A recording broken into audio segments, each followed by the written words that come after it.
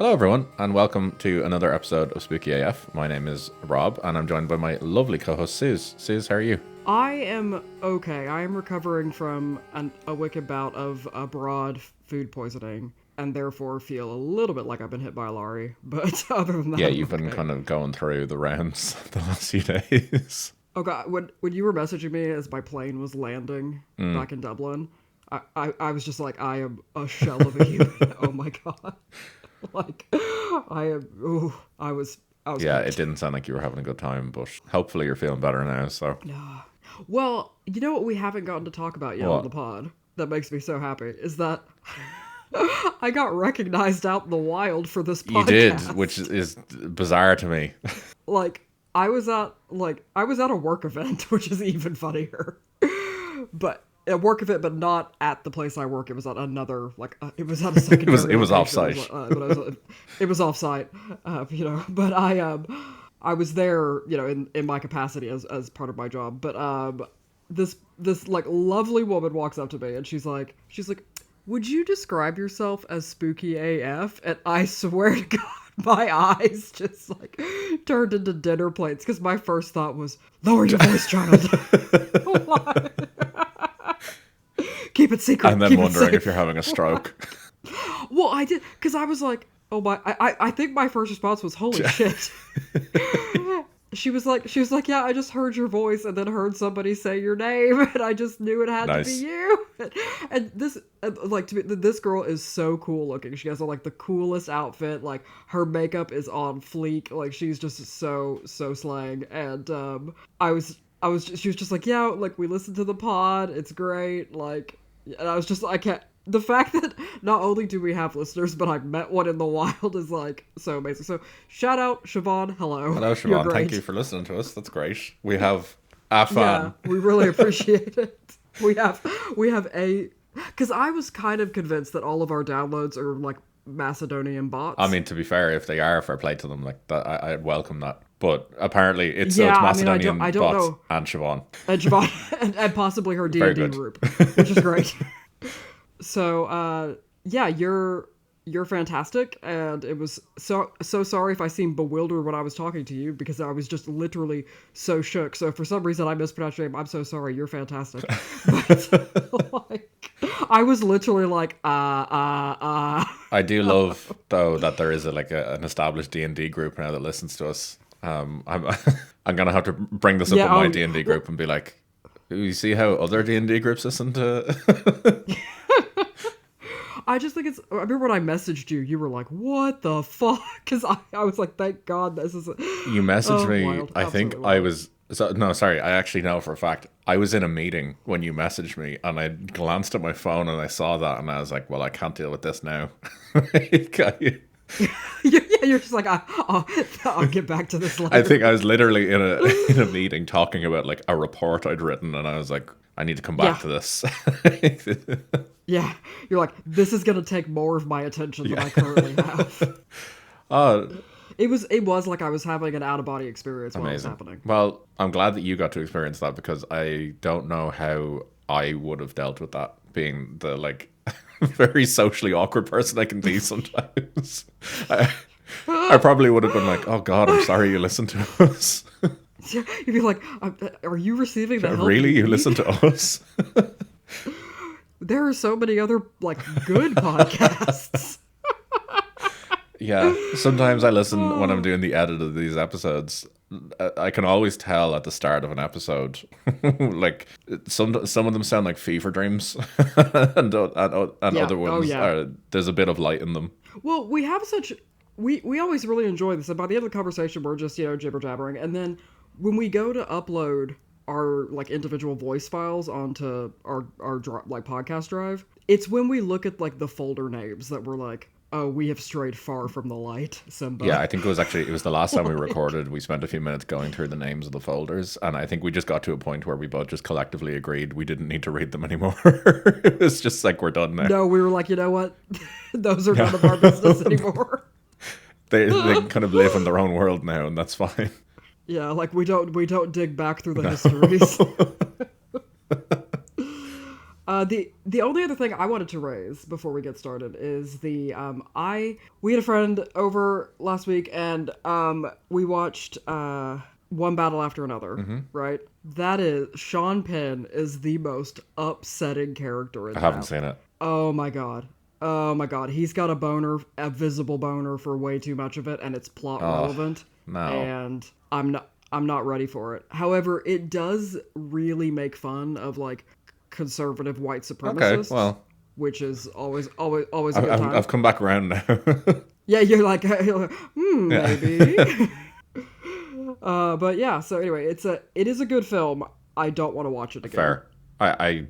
Yeah, there's been a few films I've watched recently where I'm like, I'm glad I've watched that, but I won't be watching it again. I will say, I need you to know that the consistent question we had throughout the film was, what do you think the size of the butt plug is that's up Sean Penn's ass? Fair. That's a valid question to ask. Based on like, because he really does get into this like characterization of like the physicality of it, and it literally looks like he's got like a corn cob shoved up his ass the way he walks. Fair play to him. That's, dedication to the craft. Oh yeah, he played the part brilliantly, but it was so emotionally upsetting. Like, so upsetting. I love as well how he is just so committed to the game of smoking that he's just like, have you ever seen the interviews with him where he talks about his love of smoking? Like cigarettes? No, like just straight up cigarettes. The dude is just literally just like, that nothing tracks. brings me more joy in life than smoking a cigarette. That is spoken like such a fucking like Gen Yeah, Xer. really. like a late boomer, early Gen Xer, just being like, all I want in my life is Yeah. a cigarette. Yeah, yeah, he's a strange guy. Very, very strange guy. Yeah, and he leans into that hard. Right, well. In all meanings of the word hard. I'm so sorry. Okay, everyone. I'm so sorry. Okay, sorry. Rob, do you have anything to update? I don't know, actually. I'm trying to think of, has anything happened in my life of note? No. I'm pretty boring recently. I've not even, so like, I don't know why, but recently I've just been not watching anything. I've basically like listened. I was listening to The White Vault. It's actually now finished. The final episode came out just like 2 weeks ago. It's now finished. Okay. So that means the reason I stopped listening to The White Vault was because I was listening to it concurrently with the Black Tapes, and I was so upset that the Black Tapes didn't fucking finish that I kind of stopped a lot of my narrative podcasts to wait and see if they would before I like continued, because I'm like, I can't do this to myself again. Like, the Black Tapes really pissed me off. Well, the White Vault does finish. You'll be delighted to know. Like, it has a very definitive ending, and it's done now. So, all right, let's get into today's episode. So today we are doing our first case in Brazil. It's the only way I can describe what we're doing. So I'm gonna. Yes. Yeah. And this was recommended to us by Siobhan. This is like an area by Siobhan, so like, thank you. Okay. So I've taken up the mantle of Rob's alien obsession. We're going to talk about a Brazilian UFO case. Oh, amazing. Okay, so, this is great. And for those of you who don't know, by the way, Ireland is like full of Brazilians. So that's literally, like, I was about to follow on with an apology to my Brazilian friends of, I am going to butcher the fuck out of Portuguese. I'm just going to just apologize now. So, yeah, I'm going to limit the amount of words in Portuguese I'm saying to the absolute bare minimum. And even then, I am going to butcher them. So I'm just going to just apologize now, get out ahead of it. Yeah. Yeah. If I say something offensive, I'm very sorry. Okay. No, it's... I hope you don't accidentally stumble onto a Portuguese slur. That would be upsetting. Look, you gotta be careful. You know? So today we are talking about probably Brazil's most famous UFO case, and it's basically called Brazil's Roswell. It's that popular. Whoa. It's called the Varginha incident, and this case is just wild. Like, so it takes place between the 13th of January and the 23rd of January 1996. Good year, okay. Yeah, absolutely. And it's in and around the city of Varginha, which is a coffee producing hub in southern Brazil. So, okay. just some quick info. It's the city itself at the time had a population of approximately 135,000 people. Oh, damn. And okay. it was not previously known for UFO activity. However, since then, a history of aerial anomalies in the region has basically been disclosed, dating back to like the 1970s or so.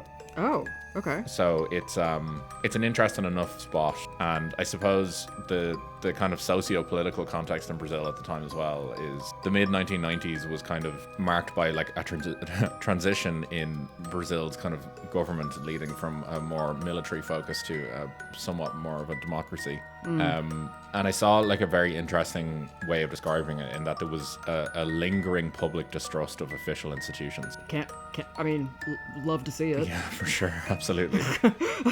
So this kind of incident happens just over a decade after the end of like authoritarian rule, basically. And it meant that like rumors of military secrecy and cover-ups resonated strongly with the public at this time. And So it sounds like there's a really good like socio-political context for why this kind of really took root. Is there also a geographical thing? Like, are we talking ley lines? Are we talking like what are we? Is there anything interesting there? I actually don't know. Like, I don't know. To be honest with you, I'm gonna have to look into that now. You've actually made me think of something that I just hadn't considered, and now I need to go off and look at ley lines. Well, you know, in Brazil.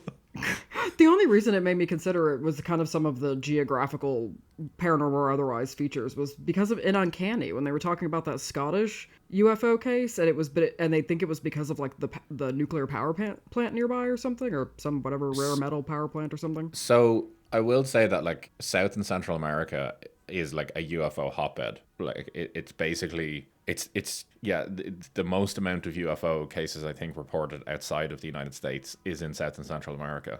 And it's Okay. particularly I think around like Chile and stuff like that. They're like very like open about it. Brazil now is a lot more open about it, and I think like Costa Rica has basically like they're straight up just like, yeah, we're investigating this shit. We don't know what it is. So it's very, very interesting. And there's like a number of other cases that we will talk about in the future that come from this part of the world as well that are really, really interesting. But yeah, I'm going to have to look into it more now. I will say as well that like the history of cryptids as well, particularly from South and Central America, like you've got things like the chupacabra, which I want you to keep in your mind for this. And oh my god, is the chupacabra from space? I mean, maybe. We don't know. We'll see what conclusion we come down on at the end. Rob, I'm not ready for that revelation. Well, Suze, you better buckle up then. Oh shit. Makes buckling noises on her couch. So I'm gonna so we'll talk about the kind of I suppose the chronology of events that occurs around this. So the first major event occurs on the 13th of January when a pilot and also college professor, Carlos de Souza, reported witnessing a cigar-shaped school bus-size object emitting white smoke and flying erratically near Virginia. School bus size. Yeah, so very specific size. Yeah. And this sighting was initially kept private due to what he called intimidation from authorities. Right. But it later became kind of the accepted opening to this whole story, that this is the first sighting and I suppose the lore of the incident. Jesus.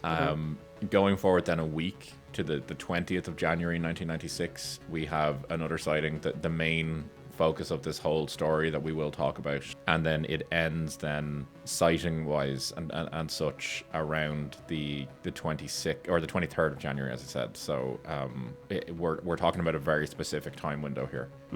So cigars, that's a pretty common like UFO shape, right? Super common. Okay. Yeah. So it's very, very common. So as I said, on the 13th of January, Carlos de Souza, he's a college professor and he was an ultralight pilot. He claimed to have witnessed a cigar-shaped craft in what he described as distress. He said it was trailing with white smoke and it was flying erratically. He followed the object to a field near Virginia, where he claimed that he found metallic debris with unusual, what he called memory metal properties. So this isn't the first time we've heard of this. So this actually goes all the way back to Roswell. And actually, potentially even earlier than that, the case that we talked about in Texas had something similar described, where it was like a crumpling kind of almost like tinfoil like texture. Oh, like those, because remember at the time, didn't we describe them almost like fire blankets? Yeah. Kind of look, yeah. Yeah, Okay. so with this, it's like you can crumble it, but it easily returns to its original shape when you let go.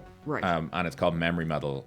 That's what kind of the community, I guess, call it. And this was reported first in Roswell. Definitely, like that's one of the known things about it, and numerous cases since. So yeah, he reported then being confronted by military personnel who confiscated the debris and ordered him to leave at gunpoint. And he remained silent about this for decades due to intimidation and fear, basically, of being ridiculed. And he shared his full account for the first time, like the full account, in a documentary from 2022, actually, and it was called Moment of Contact. Oh. Yeah, so it really kind of clearly did a number on him. So fast forward then to the 20th of January. So we're talking a week later. So kind of in the early or in the morning of the 20th of January, farmhands Eurico and Aurelina de Freitas, butchered that name, I'm sure, reported being awakened by their cattle like crying, basically. And they looked outside and they observed what they described as a grey submarine-shaped object hovering silently over their pasture, and it was trailing white smoke. Oh. So submarine, cigar, very, very similar shapes. Yeah, and at this point, that the guy who initially saw it at the school, the pilot professor, he hasn't said anything. He said nothing.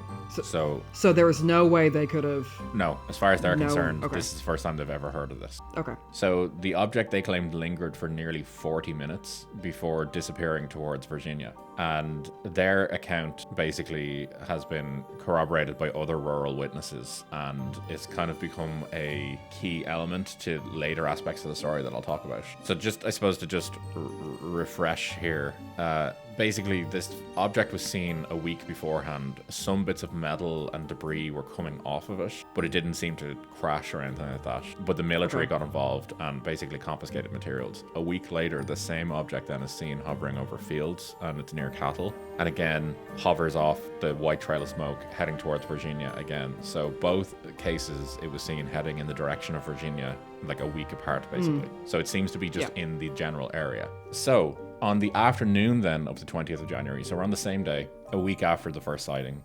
Lilian and Valkyria Silva, accompanied by their friend Katia, took a shortcut through a vacant kind of lot. They were on their way home. And bad idea. Yeah. They described seeing a small, crouched being with oily brown skin with 3 bony protrusions on its head, a disproportionately large, glowing red eyes, and that it emitted a strong, acrid odor likened to the smell of ammonia or sulfur. So okay, don't talk about my family like this. Sorry.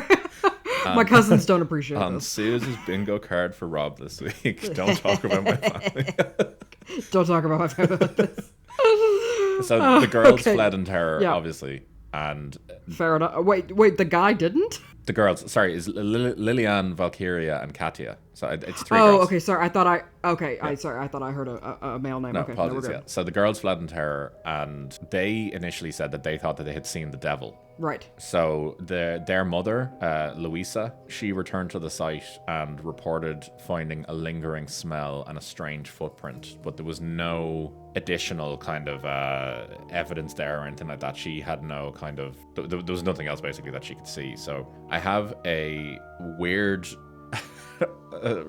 recreation of what they saw that I'm going to send to you. Oh, God. Okay. You're going to love this. This is an artist recreation from the time. So you can see what I'm talking about here. Yep. Oh, God. Yeah. Oh, I don't like that. No. Okay, it looks a bit like if you took something with the seal of or the skin of a seal. Yeah. But it was like a little humanoid alien, and then it's got the type of red eyes I imagine from that ghost story where it's like if you look through the lock, if you see all red, it's because the ghost with the all red eyes is right. It's like that color red, a bit cherry bomb. It has a crown of bone thorns, which I'm like, is this alien Jesus? We don't know. It's sorry.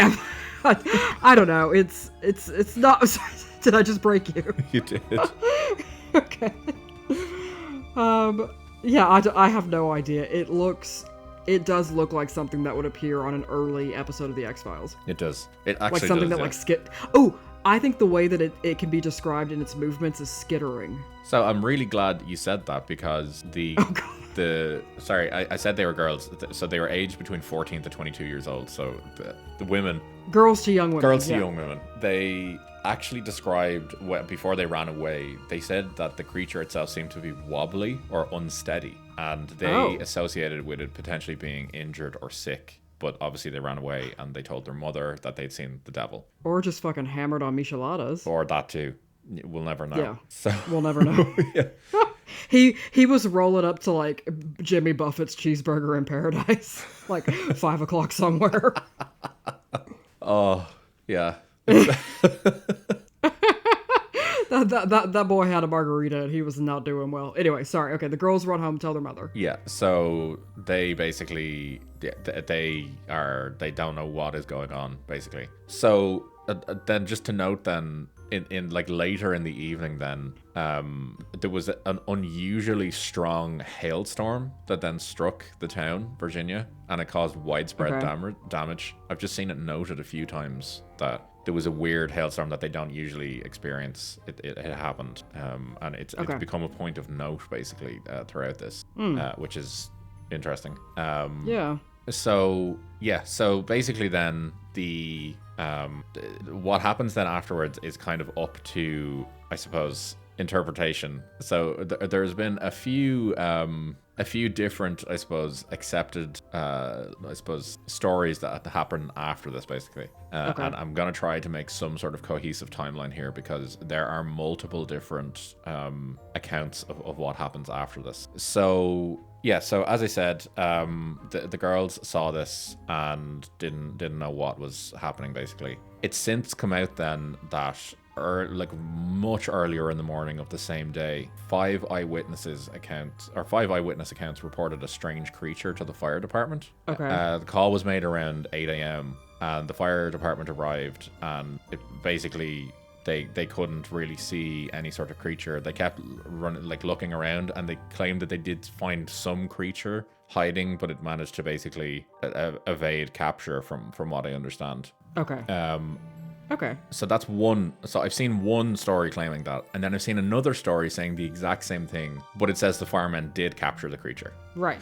Okay. Well. So we're going with one or the other here. So the story that says the one that says the firemen caught it basically says that they radioed into their commanding officer, who arrived shortly afterwards at the scene, and he arranged for the creature to be transported to the army. They claimed that the creature was placed in a wooden box. It was covered with a tarpaulin and was transported to the army camp there, basically. Right.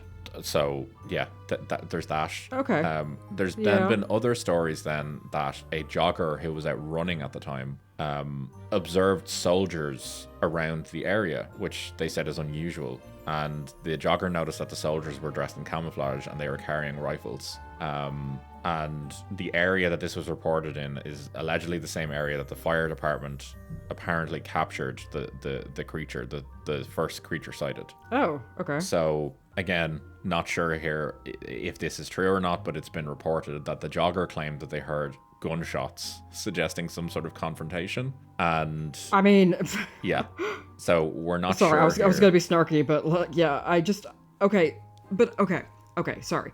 Is this? I would imagine that like the relationship between the layperson and the military probably isn't fab at this point. Yeah. I think that's that's definitely a fair point to make. Okay. So, I mean, I think that's an aspect we should consider. Yeah, absolutely. So one thing, though, that is reported from that jogger is that he claimed to have seen the soldiers then running away with a bag, which appeared to have movement inside the bag, implying that there was potentially a second creature had been captured. So if we're keeping track here, one creature was captured by the fire department, one creature is captured by the army, and then another creature has been seen by these 3 girls about an hour after this. So we're getting creatures just fucking coming out of everywhere, basically, at this point. Coming out of everywhere. Yeah, they're just fucking popping up like nobody's business. Yeah, so after this then, multiple reports emerged of unusual activity at Virginia's regional and the Humanitas hospitals in the days following the sightings. So it was actually in 2025, actually, a respected neurosurgeon in the area, Dr. Italo Venturelli, he publicly came out and testified that he, working in the hospital at the time, had 4 minutes of face-to-face contact with a non-human being brought in under armed guard. What the fuck? Yeah. So he claims that the army basically brought in this creature. He described it as being child-sized with a teardrop-shaped skull, large lilac eyes, and a strong ammonia odor. And yeah, he basically said that it seemed to be that the army brought it in to make sure that it was like not going to die effectively. I think that was kind of it was being brought into the hospital. Something had obviously happened. But this doctor claimed to have experienced a sense of calm and non-verbal telepathic communication with the creature. He hasn't said what happened, but he claimed that he felt calm, and then immediately followed up with saying that the armed guards that were there removed the being and threatened the staff with their lives if they didn't stay quiet. I have many thoughts. Oh, I'm sure you do. So, actually, drop your thoughts on me now before I get to the next point, because you're going to have thoughts after that as well. Okay, my first one is, how long into like a short-staffed 24-hour shift was this man into? Valid Number question. one. Absolutely valid question. Yep. Number two, I do think it's quite funny that the military would bring them into like a public hospital. Number three, I do also think it's funny that I am quite sure that they were like jiggery pokering around with that alien's vital organs. But I do think it's funny to think like, oh, well, I guess we'll take it to a human doctor. I'm sure it'll be the same.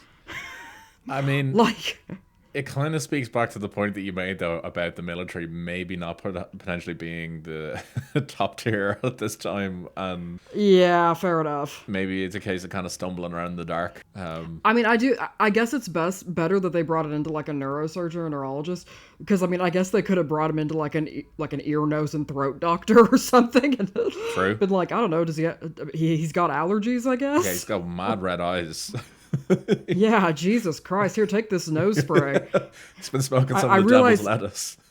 I realize you don't have a nose, but I don't know, try it up another orifice, see if it helps. Just fucking hoof it into you, you'll be fine. Oh god, now I'm just thinking of like an anal allergy spray. Oh. Jesus Christ. Okay, those are my thoughts. Apologies, please keep going. Okay. So, yeah, I don't even know how to get into this next point. Oh god. So yeah, remember I said that obviously the military captured one of these creatures. So one of the soldiers who was involved in this was called Corporal Marco Eli Sharize. I assume that's how to pronounce that. I don't know. He was a 23-year-old military police officer, and he reportedly participated in the capture of one of the creatures on the 20th of January. Days later, he developed a severe infection after minor surgery to drain an auxiliary abscess. And despite aggressive treatment, he died on February 15th from generalized sepsis. Medical testimony in recent years has actually highlighted the unusual aggressiveness of the bacteria found in his tissue, and official records attribute his death to this infection. The rapid progression and resistance to treatment have fueled speculation about a possible link to this alleged extraterrestrial encounter from anywhere from he basically got like a space virus through to severe exposure to radiation. Effectively, is the various theories I've seen online about this. This reminds me of that, and I know I say this basically every episode about everything, but it reminds me of that episode of the Magnus Archives Tales of a Field Hospital, where it's like a young guy who finds that Leitner book, and then they find out that like he like had a paper cut from it, and then he just died of like a billion horrible diseases. Yeah, true. Actually, that actually is a really good point. That's kind of weirdly made me think of that now as well. Yeah, I remember that like really freaked me out when I find this very like, because you think about, you know, a 23-year-old guy, you know, prime of their, you know, hormonal existence, I guess, and then especially like I'm imagining he's in like decent shape being in the military, then to have a like pretty standard infection just go feral on him is wild and really freaky. No, for sure. And this is, I suppose, where I don't want to like speculate too much because it's obviously a real person has died, but Oh yeah, exactly. so that's I suppose the official report, and then the other, I suppose, accepted report on places like Reddit is that Marco developed a strange infection. There's no mention of an abscess, basically, and that it's believed to have been caused by the creature. Allegedly, and I say this allegedly strongly, doctors claimed that they actually were never able to figure out the problem. They claimed that when he was brought into the hospital, that he was covered in a greasy substance and that he developed an infection that he never recovered from. They said that they had no idea what it was, and that that the only thing that they could basically identify was that he was covered in this grease. People have then speculated that the claimed gunshots that the jogger heard and then the soldiers frantically running away with a creature in the bag could have potentially been some encounter where the creature may have sprayed something on him or done something to him. But yeah, according to his sister, she wasn't allowed to talk about Marco's death at all, and his autopsy allegedly showed, as I said, that he had a granular toxin, and the cause of death was inconclusive, is what I have seen. His wife has said that she also couldn't get answers about her husband's death at all. So she said she did eventually receive the report on his death from the hospital after paying them money, but she said that a number of pages were missing from the report. Oh shit. Yeah. It's a bit like I know we haven't talked about it because like a real person died and things, but the that case of the woman in, was it California or San Antonio? I can't remember which, but I think it was in the 90s where they brought her in, and then all of a sudden a bunch of the other doctors that were treating her got sick. Yeah. And things because she was like covered in and they found that they allegedly found weird things in her blood samples and things like that. Again, not going to speculate because like it was like the tragic loss of a human life. However, it does have resonances with this story, I think. Yeah, it does actually. I didn't actually think about that. Yeah, it does. So that's kind of, I suppose, what happened there. A radiologist who was in the same hospital that neurosurgeon talked about, he claimed to have taken X-rays of the creature.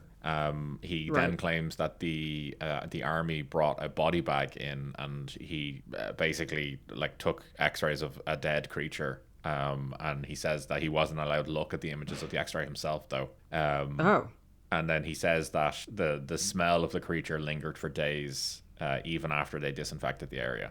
The same ammonia smell. Oh, shit. Yeah. This is all just various things I've seen reported, though, so I'm not going to spend too much time on them. An air traffic controller at one point said that the United States Air Force allegedly landed in the area. And then 2 U.S. Army helicopters then took off in the region, towards the region, and they then returned and left without saying anything and didn't talk about what they had been there for or anything like that. Again, I mean, official record it might of have that. just been to topple a democratic government in somewhere they didn't want that to happen. I don't know. Yeah. Allegedly. And then there's just been various kind of reports then of intimidation.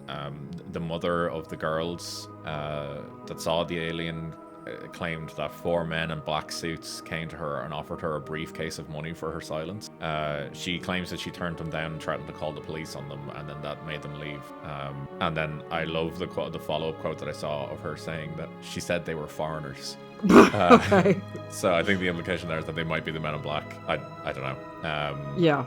Another man in the area again claimed that 2 men in black suits came to him and basically threatened him to keep silent about what he'd seen. And basically there's just been numerous reports of cover-ups and things like that. So it's kind of a weird, wild case. Yeah. So sounds like it. This all kind of just added to the general confusion about all of this, and what I talked about at the very start about military cover-ups and things like that. That people weren't overly surprised of this, but they were also very skeptical of official reports coming from government, local government, and military and things like that. Oh yeah, for sure. Yeah. So it's very, very strange. It did receive quite a large of media attention in Brazil then as a result of all of this. The girls who initially had seen the creature, they were actually interviewed, and their interviews were aired basically all over. So multiple segments featuring the girls and then other local residents were aired. Magazines came to the area. They published detailed investigation. The Wall Street Journal even covered the story, and yeah, basically like global press was kind of picking it up. Okay, I mean, yeah, fair enough. Yeah, so the story itself then and everything about it has kind of been amplified then by books. There's been numerous documentaries, podcasts talking about it, and then a documentary then from James Fox. It's called Moment of Contact that I mentioned earlier. It was released in 2022, and it's basically brought forward like new testimonies and archival material to light. And there was even then a Brazilian documentary on it then as well in 2025 actually, that brought even more testimony around like the doctor I mentioned and things like that. So it's still being talked about a lot. There is allegedly a videotape of the alien online somewhere. I can't find it, but when you look on Reddit, you see a lot of people claiming to have seen it, that it was uploaded to places like 4chan and things like that, and that's been since pulled down. I can't find it, but allegedly there is a videotape out there of the creature. And because of all the interest in this and such, in 1997, so just a year after all of this happened, the military police opened a public inquiry into this in Brazil. And basically this inquiry was fairly lengthy. It was 2 volumes, over 300 pages, and it's archived and actually publicly accessible. And basically they systematically collected testimonies from all named military personnel, any vehicle drivers that were in the area, officers, all this sort of stuff. They examined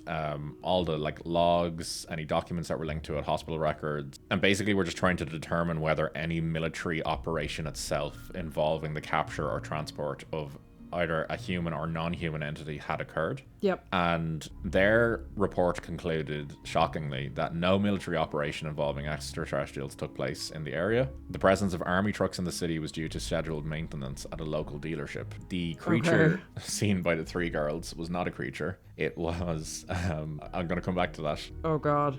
No unusual hospital admissions or military custody of any beings were documented. And the death of the corporal was attributed to a routine post-operative infection, basically, with no evidence linked to any of the incidents. Right. So they concluded that the creature seen by the 3 girls was likely a local man with severe mental health issues known as Modinho, who was often seen crouching and in poor hygienic condition. No, okay, I'm sorry. If Modinho had that color eyes, he needed to see somebody, whether it be a doctor or a priest or something, I don't know. Yeah. But like, Jesus, that... And they basically what are you claimed talking about? that he appeared oily because he was wet from the rain.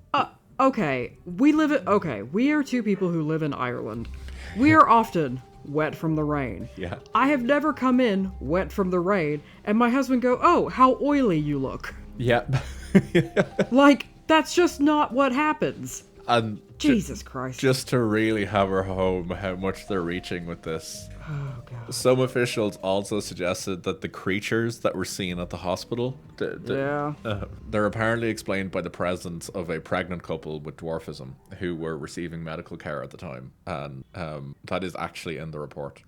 Yes, because that is a characteristics of someone with dwarfism, is large lilac eyes and a teardrop head. And the ability to communicate telepathically. And the ability, how did I forget? And the ability to read minds. Yeah. And they're covered in some sort of schmoo. And yeah. Oh, God. Yeah. So, so basically the military said nothing happened. And that there was nothing had happened at all. And the US Air Force themselves have come out and said that if anything happened, they'd know about it. And they said that nothing has happened. No evidence, no nothing. Basically, you didn't see anything. Yeah. Leave it there. So that kind of concludes it in a sense of it's just this open case now that no one really has a definitive conclusion to. I think if you believe in what happened, the accepted lore is that an alien was seen, multiple aliens were seen, multiple craft were seen, and they somehow managed to capture them and extract them from the area. The other side of the coin then, I guess, is that this could all be some sort of hysteria or something like that. Basically that people don't know actually what they saw, and that it was a case of just like snowball effect of hysteria, effectively, that people were kind of feeding off it. I think you'll find that I am more upset in this case with the explanations given. Like, oh, I'm not at all happy with anything that they came out with. No, I'm like, I don't even like, I'm like, you know me, I'm super skeptical about most things, but even that, like, but if I'm presented with those as the alternatives, I'm like, okay, like, that would have meant that, like, I'm sorry, if it was a couple with dwarfism in the hospital, I think that's an insult to them. Then I think their doctor might have also been high. I think, like, there's just so many other things. I'm like, make it better. Make the excuse better. So I'm going to give you my favorite alternative theory that I've seen posted on Reddit. And you're going to love this. Oh, God. So basically, my favorite alternative theory is that there was a creature seen, but it wasn't an alien being that we think it is. It was, in fact, the chupacabra. And basically, numerous people on Reddit have talked about how if you ignore the fact that there was a craft seen in this, the first report that we have of any creatures or anything being seen is around cows and goats and farm animals, basically like crying and being panicked effectively. And then when you look at the actual images of the creature, quite a lot of people have basically jumped to a conclusion that this was in fact the chupacabra. The military kind of got involved to cover up the existence of the chupacabra. No. Thank you. That was my TED no talk. Problem.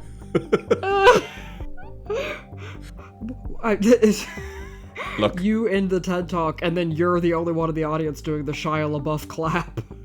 Look, I gotta give all the theories. If it makes you feel better, I'm gonna send you a drawing of a chupacabra. Okay. And tell me that doesn't look the same. Why does that chupacabra look like that character? Oh, look like the thing from The Shape of Water. Oh, from Grinding Nemo? Yeah, it does. Grinding. I've never heard that one. That's not. I mean, I'm from Texas. I've heard the chupacabra before. It's usually less fishy, more goaty. Yeah, I agree. Look, I'm just giving alternative theories because I'm not happy with what the military themselves gave. I mean, also t-shirt idea. Yeah, less fishy, more goaty. Yeah. Yeah, that's basically it.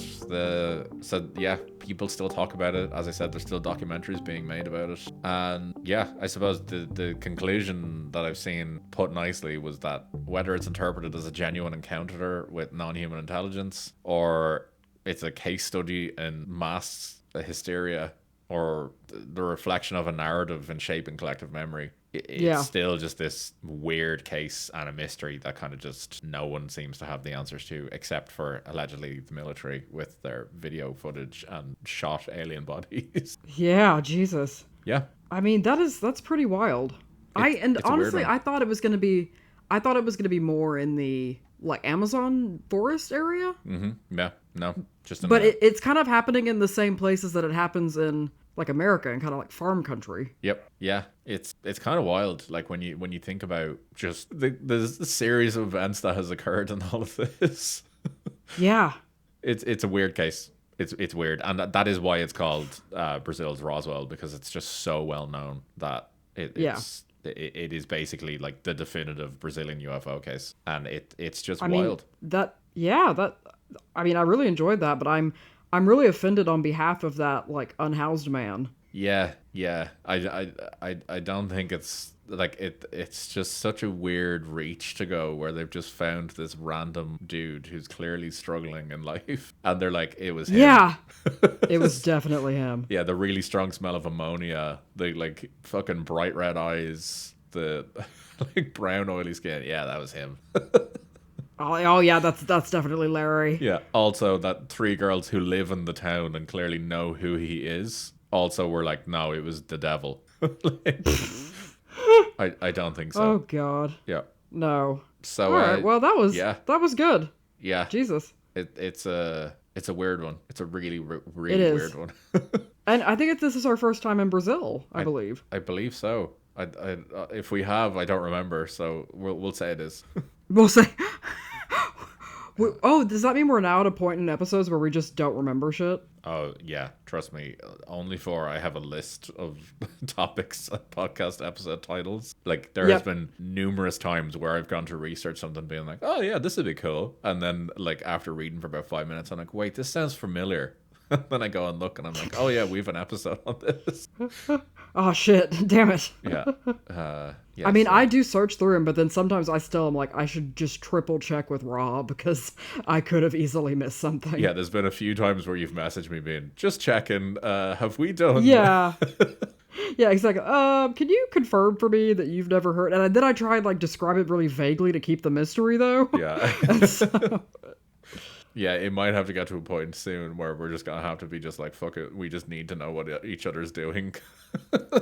yeah, basically. Yeah. But yeah, that's the Varginha UFO, and it is a weird one. I'm That is crazy. glad we finally did it because it's basically as big as doing Roswell, which we still haven't done an episode on. So. Well, because it's just like Rob. I know that's like that's your magnum opus. That's your passion project. I feel like you should be the one to do an episode on Roswell, to be honest with you, because I feel like you'd bring more to it, because I'd end up just being like nerding too much on it. Oh, so you'd be like too in the weeds. Yeah, so I feel like you Okay. should be the one to do it, and then we'd probably actually get a cohesive story out of Roswell then. I would just get too far into like how it's been like a capitalist takeover of that area of New Mexico though. I'm like, they used our genuine interest in like the paranormal and aliens to sell us shit. And you'd be like, oh damn, we went a different direction. Totally different direction. Yeah, look, we'll figure it out someday, I'm sure. We'll eventually do an episode on it. For sure. But yeah, I would love to hear everyone's theories on this one. You can let us know what you think on social media. You can get us on Threads and Instagram at the SpookyAF Pod. You can get us in the YouTube comments when this episode goes up. Or you can email us at thespookyafpodcast@gmail.com. I'd love to know if you think it was all an actual UFO, the alien sighting, or if it was something else. And again, apologies to my Brazilian friends for butchering your language. It's true. yeah. It's really true. We know several friends of ours are Brazilian, and it's we did them a real disservice, and I'm sure they'll be thrilled. Yep, they will love the damage I've done to their language today. So you're welcome. It's like all Ireland can offer in response is like, how do you like get the name Quiva from the way it's spelled? Exactly. And it's appropriate Yeah. that someone called Siobhan said that we should look at Yes. Brazilian UFOs. Yes. Also a name that people outside of Ireland struggle to say. So Yeah. Oh yeah. Because however you think it's spelled, you're wrong. exactly. Yeah. Only we know the correct way to spell it, so it's fine. It's actually what they told me at my citizenship ceremony. Yeah, don't bother trying. It's fine. Yeah, they gave you the handshake. Yeah. They told you how to spell Siobhan, and then you can't say it to anyone. It was like my initiation into Ireland. It was basically the Men in Black turned up to you, and they were like, "Don't fucking tell anyone this." No, they'll be like, and since you've been an exemplary citizen, we're going to tell you where to put the fada. Which, if you don't, for those of you not in Ireland, it's the accent. That's what they call the accent. Yeah, it's a great name. I love it. The Father. It is. It's good. Yeah. I now know the hotkeys for like how to like put it in as I'm typing. Oh yeah, that's an important one to have. Because every other guy's named Kieran. True. Yeah, absolutely. And then the multitude of names actually. It's just better to know how to do We it. should put it over your O, but then I think that means you'd be Rube. Yeah, no, there is like allegedly you can Irishify my name to like Robert, but I wouldn't bother doing that. Like, I like that because it's like you combined Roberto with bitch. Yeah. So I am gonna now start calling you Robert. fair. So just FYI, you open that door. That's fine. That's all right. Yeah, but that's that. I hope you've enjoyed listening to this one, and we'll catch you in the next one. Take it easy, guys. See ya. Bye.